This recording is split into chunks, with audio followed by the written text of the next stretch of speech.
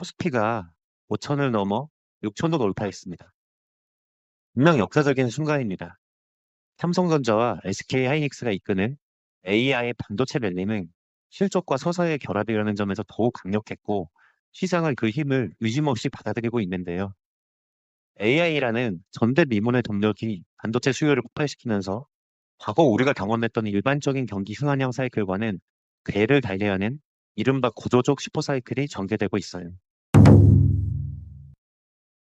그런데 이제는 냉정한 시선으로 생각해 봐야 할 것 같습니다.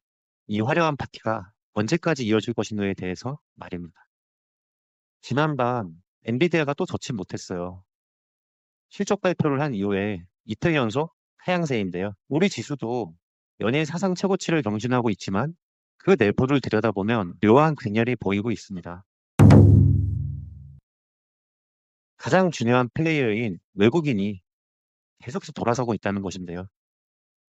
최근 한 달간 외국인은 코스피에서 20조 원이 넘는 금액을 순매도했고, 특히 삼성전자와 SK하이닉스 같은 시장의 핵심 종목에 매도가 집중됐습니다.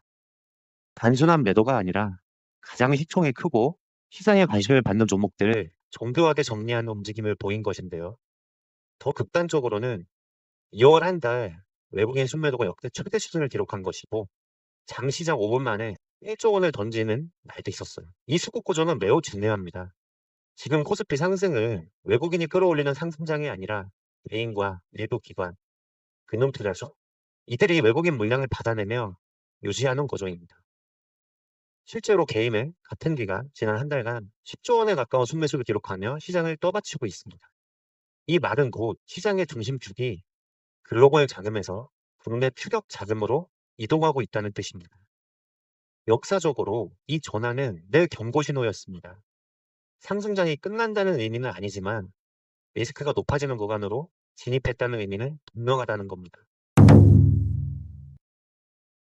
여기에 또 우려되는 것이 있는데요. 바로 상승의 속도입니다. 코스피가 5천에서 6천까지 가는데 불과 한 달밖에 걸리지가 않았어요. 이 과정에서 밸류에이션은 실적보다 빠르게 확장됐고, 시장은 미래를 선반영하기 시작했습니다. 증권가에서도 이미 실적 공백기에는 PER 조정 가능성을 언급하고 있습니다. 쉽게 말해 실적이 아무리 좋아도 주가가 먼저 달려버리면 그 다음은 조정밖에 남지 않는다는 겁니다. 그렇다고 지금 당장 시장이 무너진다는 의미는 아닙니다. 외국인 매도를 단순 과열신호로 해석하기는 어렵고, 상승장에서는 오히려 개인이 주도권을 주는 구간이 나타나기도 하기 때문입니다. 결국 지금의 코스피는 삼성전자와 하이닉스라는 양대 산맥의 좋은 실적, AI 붐에 따른 반도체 슈퍼사이클이라는 강한 스토리, 그리고 점점 약해지면 수급의 질, 이렇게 정의할 수 있겠습니다. 물론 시장은 앞으로도 여전히 올라갈 수 있습니다. 주요 분석과 업계 동향을 종합해 볼 때 현 시점의 호황은 적어도 올해 말까지는 관성을 유지할 것으로 보이기 때문인데요. 가장 큰 근거는 고대역폭 메모리, HBM 중심으로 한 공급 부족의 고착화입니다. 현재 엔비디아를 비롯한 빅테크 기업들이 요구하는 AI 칩의 수요는 여전히 공급을 압도하고 있으며, 주요 메모리 제조사들의 2026년 물량은 이미 상당 부분 선주문으로 채워진 상태입니다. 특히 차세대 규격인 HBM4로의 전환기가 도래하면서 제품 단가는 더욱 높아지고 있으며, 이는 삼성전자와 SK하이닉스의 합산 영업이익이 연간 200조 원을 상회할 것이라는 유례없는 장밋빛 전망을 뒷받침합니다.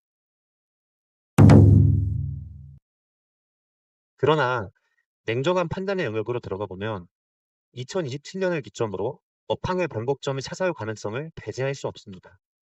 반도체 산업의 역사적 기원은 늘 공급의 역설에서 시작되었습니다.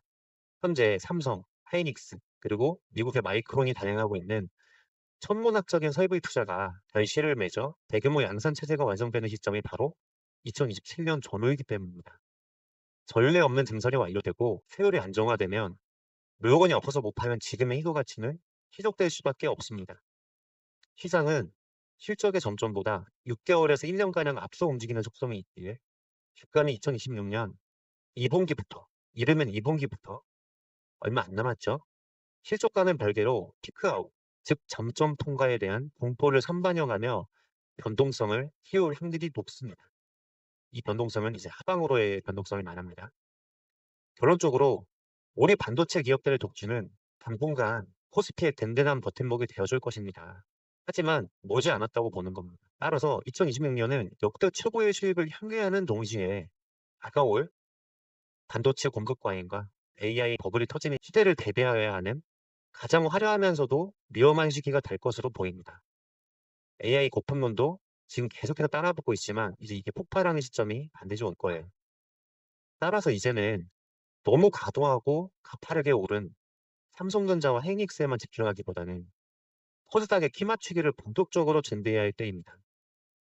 엔비디아가 보여주는 모습처럼 20만 원을 돌파한 삼성전자와 100만 원을 돌파한 하이닉스에 이제 상승 탄력이 떨어질 수 있고 시장에는 돈이 여전히 넘쳐나는 만큼 이제는 돈의 이동에 대해서도 먼저 준비를 해야 합니다. 이재명 대통령은 코스닥 시장 개혁 필요성을 수차례 공개적으로 강조하고 있습니다. 정부가 이렇게 코스닥 활성화 의지를 강하게 내보인다면 우리도 준비를 해야겠죠. 다음 영상에서는 어떤 코스닥 종목들이 좋을까에 대한 연구 결과를 발표해 보겠습니다. 구독과 좋아요 부탁드리고 많은 관심 부탁드리겠습니다. 영상 시청해 주셔서 감사합니다.